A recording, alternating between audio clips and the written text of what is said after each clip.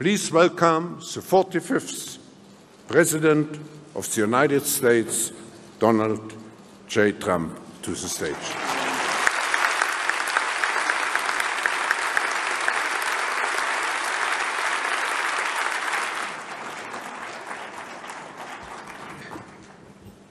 Thank you, Klaus, very much. It's a privilege to be here at this forum where leaders in business, science, art, diplomacy, and world affairs have gathered for many, many years to discuss how we can advance prosperity, security, and peace. I'm here today to represent the interests of the American people and to affirm America's friendship and partnership in building a better world. Like all nations represented at this great forum, America hopes for a future in which everyone can prosper and every child can grow up free from violence, poverty, and fear. Over the past year, we have made extraordinary strides in the U.S. We're lifting up forgotten communities, creating exciting new opportunities, and helping every American find their path to the American dream, the dream of a great job, a safe home, and a better life for their children. After years of stagnation, the United States is once again experiencing strong economic growth. The stock market is smashing one record after another and has added more than $7 trillion in new wealth since my election. Consumer confidence, business confidence, and manufacturing confidence are the highest they have been in many decades. Since my election, we've created 2.4 million jobs, and that number is going up very, very substantially. Small business optimism is at an all-time high. New unemployment claims are near the lowest we've seen in almost half a century. African American unemployment has reached the lowest rate ever recorded in the United States, and so has unemployment among Hispanic Americans. The world is witnessing the resurgence of a strong and prosperous America. I'm here to deliver a simple message. There has never been a better time to hire, to build, to invest, and to grow in the United States. America is open for business, and we are competitive once again. The American economy is by far the largest in the world, and we've just enacted the most significant tax cuts and reform in American history. We've massively cut taxes for the middle class and small businesses to let working families keep more of their hard-earned money. We lowered our corporate tax rate from 35% all the way down to 21%. As a result, millions of workers have received tax cut bonuses from their employers in amounts as large as $3,000. The tax cut bill is expected to raise the average American's household income by more than $4,000. The world's largest company, Apple, announced it plans to bring $245 billion in overseas profits home to America. Their total investment into the United States economy will be more than $350 billion over the next 5 years. Now is the perfect time to bring your business, your jobs, and your investments to the United States. This is especially true because we have undertaken the most extensive regulatory reduction ever conceived. Regulation is stealth taxation. The U.S., like many other countries, unelected bureaucrats, and we have, believe me, we have them all over the place, and they've imposed crushing and anti-business and anti-worker regulations on our citizens with no vote, no legislative debate, and no real accountability. In America, those days are over. I pledged to eliminate 2 unnecessary regulations for every 1 new regulation. We have succeeded beyond our highest expectations. Instead of 2 for 1, we have cut 22 burdensome regulations for every one new rule. We are freeing our businesses and workers so they can thrive and flourish as never before. We are creating an environment that attracts capital, invites investment, and rewards production. America is the place to do business. So come to America, where you can innovate, create, and build. I believe in America. As President of the United States, I will always put America first, just like the leaders of other countries should put their country first also. But America first does not mean America alone. When the United States grows, so does the world. American prosperity has created countless jobs all around the globe, and the drive for excellence, creativity, and innovation in the U.S. has led to important discoveries that help people everywhere live more prosperous and far healthier lives. As the United States pursues domestic reforms to unleash jobs and growth, we are also working to reform the international trading system so that it promotes broadly shared prosperity and rewards to those who play by the rules. We cannot have free and open trade if some countries exploit the system at the expense of others.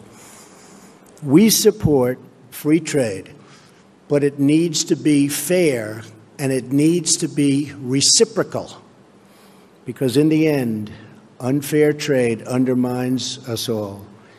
The United States will no longer turn a blind eye to unfair economic practices, including massive intellectual property theft, industrial subsidies, and pervasive state-led economic planning.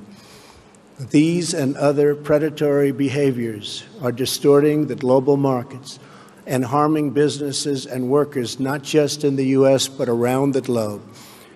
Just like we expect the leaders of other countries to protect their interests, as President of the United States, I will always protect the interests of our country, our companies, and our workers.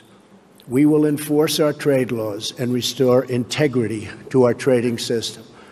Only by insisting on fair and reciprocal trade can we create a system that works not just for the U.S., but for all nations. As I have said, the United States is prepared to negotiate mutually beneficial bilateral trade agreements with all countries.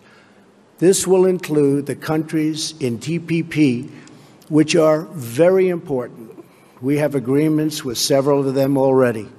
We would consider negotiating with the rest, either individually or perhaps as a group, if it is in the interests of all.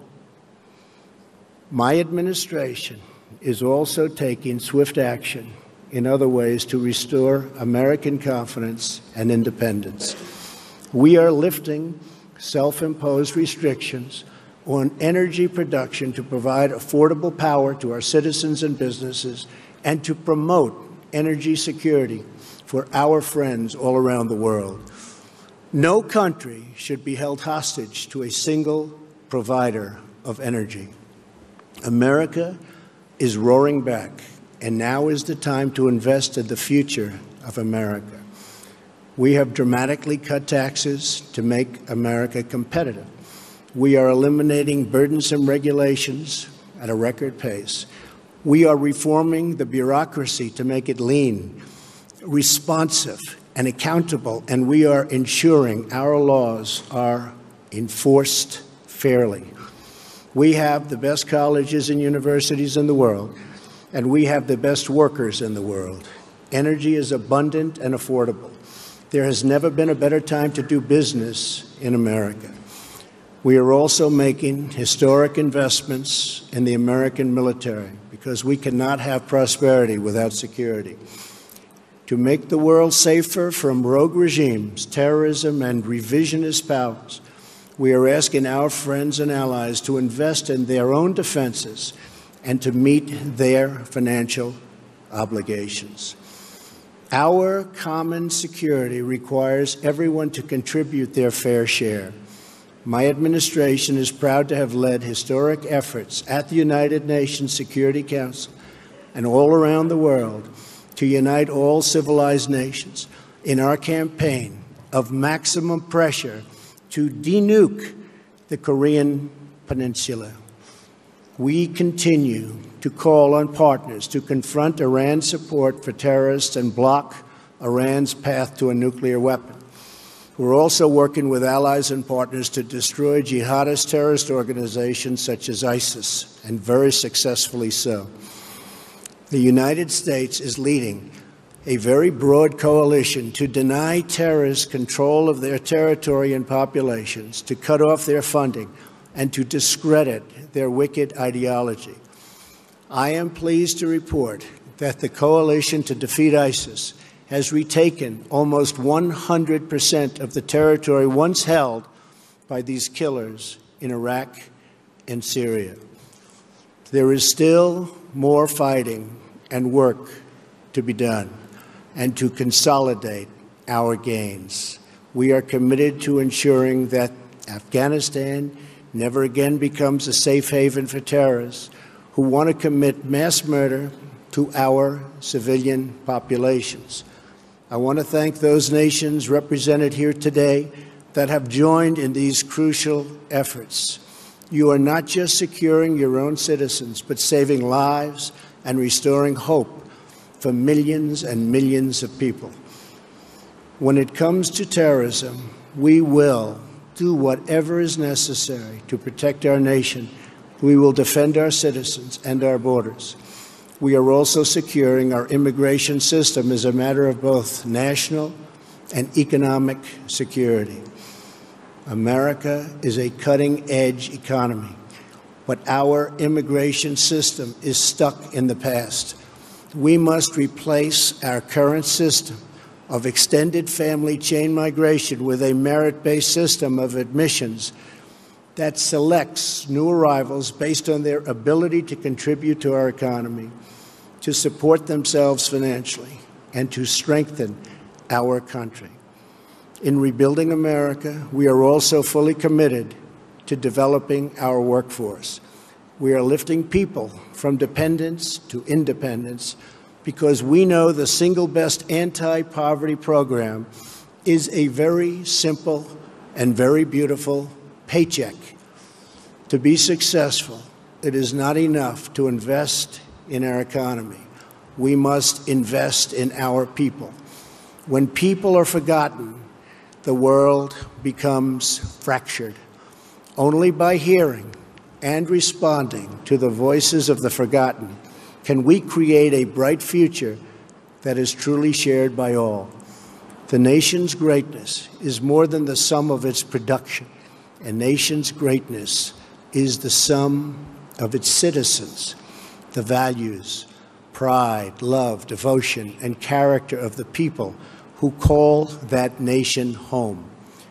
From my first international G7 summit to the G20, to the UN General Assembly, to APEC, to the World Trade Organization, and today at the World Economic Forum, my administration has not only been present, but has driven our message that we are all stronger when free, sovereign nations cooperate toward shared goals, and they cooperate toward shared dreams. Represented in this room are some of the remarkable citizens from all over the world. You are national leaders, business titans, industry giants, and many of the brightest minds in many fields. Each of you has the power to change hearts, transform lives, and shape your country's destinies. With this power comes an obligation, however, a duty of loyalty to the people, workers, and customers who have made you who you are.